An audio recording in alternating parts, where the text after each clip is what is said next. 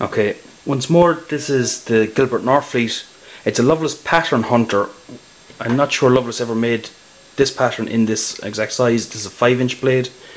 I'm not sure my camera can actually pick up my my ruler. This is a 6-inch ruler. That's a 5-inch blade overall. Anyway, the other knife that I wanted to show you now is made by Murray Carter. It's what he calls his Whitecrane knife. She comes in a Kydex sheet. You can specify Kydex or whatever. So I went with Kydex. She's a founder of the knife. Sort of a sub-hilt type grip here. The one thing I would say about the knife is it kind of ties you into this saber type grip, fencing kind of grip, which it probably isn't ideal for all purposes. Where a good fixed hammer grip, it can be done, but it leaves you a little loose at the back. You're on a shelf for the little finger, and if I was choking up to there, I wouldn't be happy on a piercing cut that I wouldn't slide forward onto the blade, and that would be very, very, very bad because these things are incredibly sharp. You can see the lamination line there. It's a laminated steel. This one is white paper steel inside,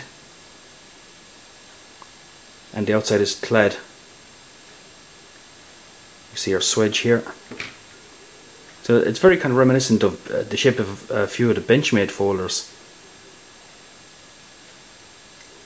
I think it's a Cocobolo handle, I'm not 100% sure. And there's one mosaic pin, I'm not sure the camera will even focus to that. Red liners, and again a taper tang, as Loveless does.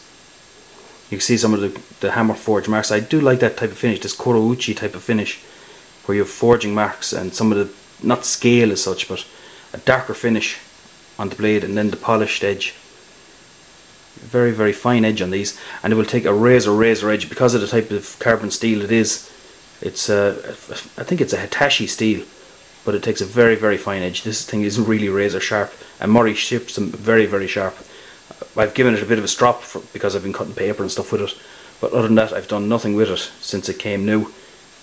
And it's sharpened on waterstones. That's Murray Carter's speciality there. Again, size wise, your cutting edge is looking about 5 inches there.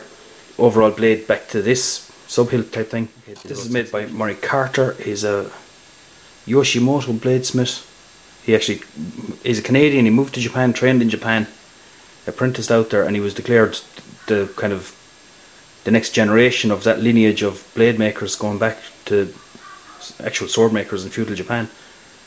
And he's back in the US now. You can order these knives off of his website. He seems to specialise in kitchen cutlery quite a bit, and neck knives, but you would not be disappointed with one of these. They take a bit of care to keep mild because they will rust being high carbon tool steel, but just for the level of refinement you get on an edge like this, it really is worth going for the carbon steel, either white paper or blue paper. One will last a bit longer, one will take a slightly better edge. It's up to yourself which one you want, but they're a really fantastic knife. Very, very sharp. If you want the kind of ultimate in sharp knives, Murray Carter is one of the known makers. There she is by the Northfleet Hunter. Okay, thank you very much.